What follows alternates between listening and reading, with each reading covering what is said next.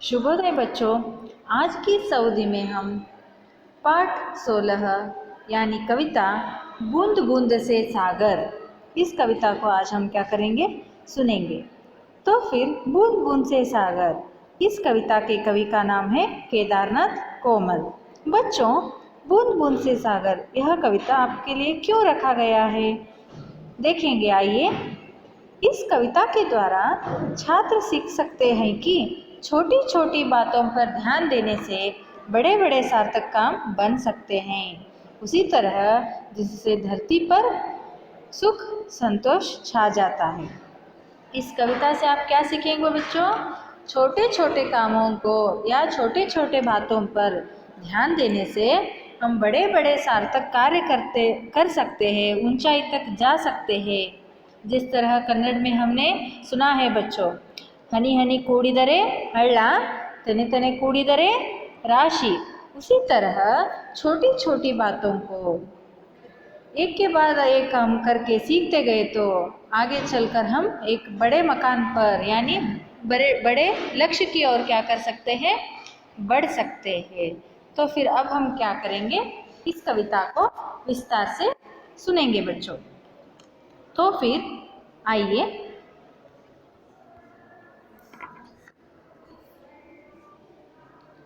कवि का परिचय। प्रस्तुत कविता के कवि श्री केदारनाथ कोमल आप हिंदी के समकालीन कवियों में प्रसिद्ध हैं। बूंद बूंद से सागर कविता आशा की किरण कविता संग्रह से ली गई है। ध्यान दीजिए बच्चों, बूंद बूंद से सागर इस कविता को केदारनाथ कोमल जी से लिखित आशा की किरण नामक कविता संग्रह से इस बूंद बूंद से सागर कविता को लिया गया है। इसी तरह इस कविता में हम देश की एकता को ध्यान में रख सकते हैं। उसी तरह एकता में बल है, यही इस कविता का आशय भी है।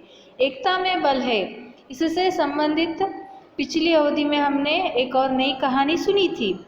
तो फिर आज हम क्या करेंगे, एकता से संबंधित एक कविता को भी सुनेंगे बच्चों।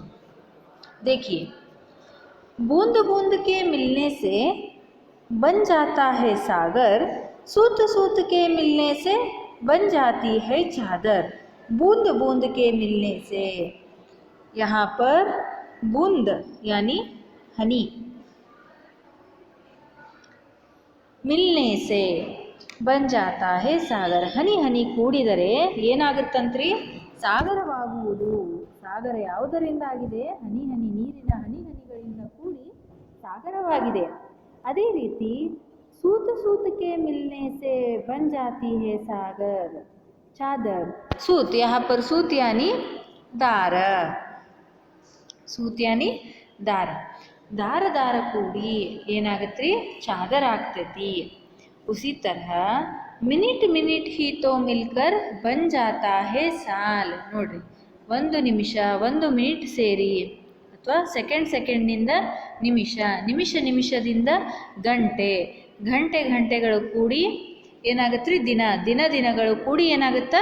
ಸಾಲ, ಅಂದ್ರೆ ಸಾಲ್ यानी वर्ष ಆಗ್ತೈತಿ।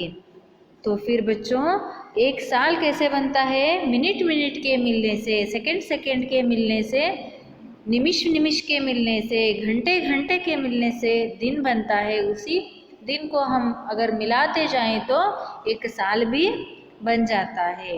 तन मन से तुम डटे रहो, हल होंगे सभी सवाल।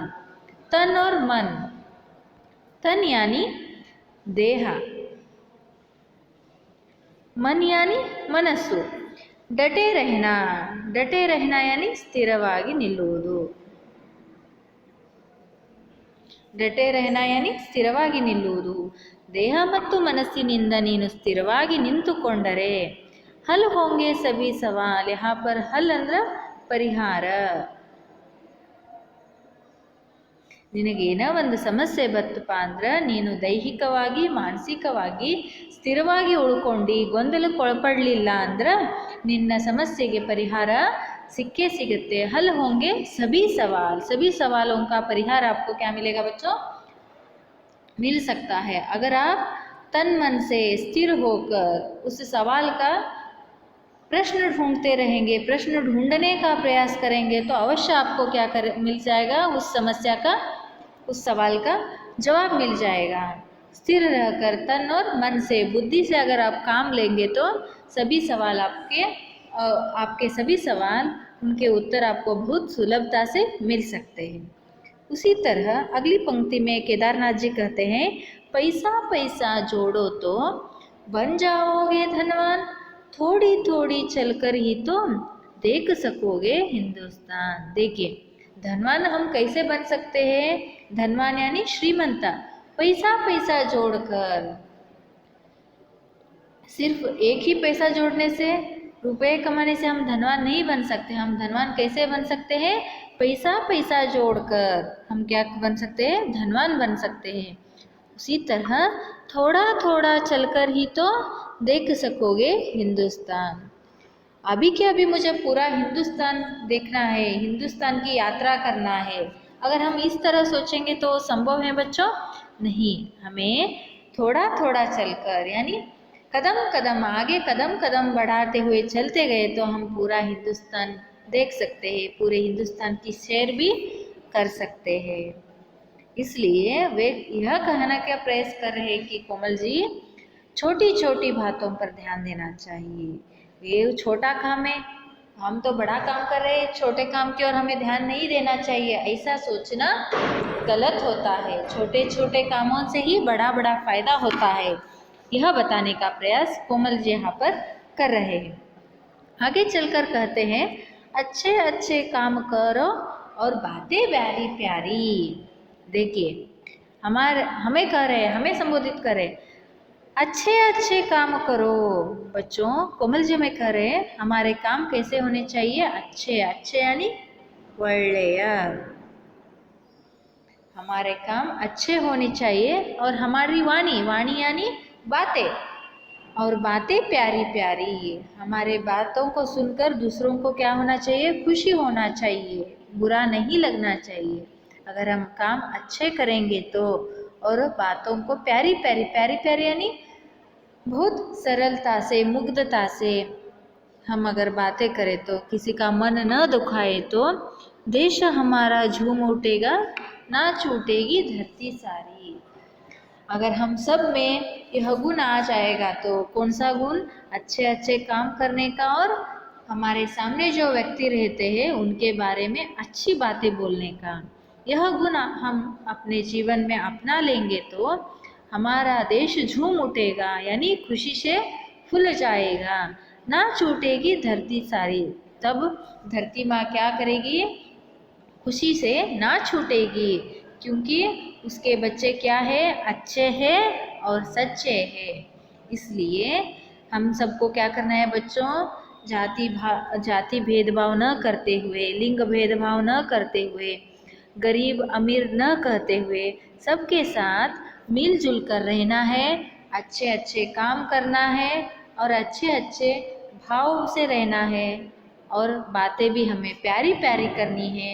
इस तरह हम सब मिलजुल कर रहेंगे तो हमारा देश क्या करेगा, झूम उठेगा, और धरती भी क्या करेगी, नाच उठेगी। इस तरह कोई भी बड़ा काम हो या हमारा कोई भी बड़ा लक्ष्य हो, उसकी प्राप्ति के लिए हमें पहले छोटे से काम से ही उसका प्रारंभ करना चाहिए। मैं बड़े लक्ष्य की ओर जा रहा हूँ, मुझे बड़ा काम करना है, मैं छोटा काम क्यों करूँ, ऐसा सोचकर आप बैठ गए तो वह लक्ष्य आपका कभी पूर्ण नहीं हो सकता। इसलिए हमें पहले छोटी छोटी बातों की ओर ध्यान देना है, छोटे छोटे विषयों को समझ लेना है, बाद में ही हम आगे के ज्ञान को क्या कर सकते हैं बच्चों, प्राप्त कर सकते हैं। तो फिर बच्चों इस कविता से आपने यह सीखा कि एकता में बल है। उसी तरह अगर हम कुछ पाना चाहते हो तो ಏನಾದರೂ ನಾವು ಪಡ್ಕೋಬೇಕಂದ್ವಿ ಅಂದ್ರೆ, हमारा बड़ा लक्ष्य हो तो हम उसे एकदम से ಒಮ್ಮಿಂದೊಮ್ಮೆ ಪಡ್ಕೊಳ್ಳಿಕ್ಕೆ ಆಗೋದಿಲ್ಲ। हमें क्या करना चाहिए, उसके लिए सतत परिश्रम करना चाहिए, मेहनत करना चाहिए, पढ़ाई करनी चाहिए।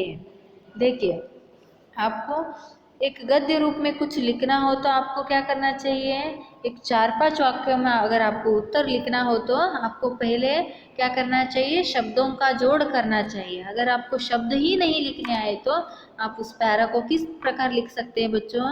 इसलिए पहले आपको क्या करना चाहिए, बेसिक नॉलेज कह सकते हैं ना हम इसे, उस तरह छोटे छोटे जो विषय रहते हैं, शब्दार्थ रहते हैं, जैसे आपसे संबंधित, यानी आप अगर कुछ लिखना चाहते हो तो कि आप कौन सा शब्द लिख रहे हैं, सही है या गलत है। एक शब्द से ही आपका वह पूर्ण क्या रहता है ना, वाक्य रहता है ना, उसका अर्थ बदल जाता है। इसलिए आपको अच्छी तरह से क्या करना चाहिए, ध्यान देकर छोटे छोटे शब्दों पर या छोटी छोटी विषयों पर ध्यान देकर क्या करना चाहिए, आगे बढ़ना चाहिए और पढ़ते हुए लिखना चाहिए। तो फिर बच्चों, इस कविता से संबंधित जो अभ्यास है ना, कल की अवधि में हम क्या करेंगे, उस पर चर्चा करेंगे। आज की इस अवधि को हम यहीं पर समाप्त करते हैं। धन्यवाद बच्चों।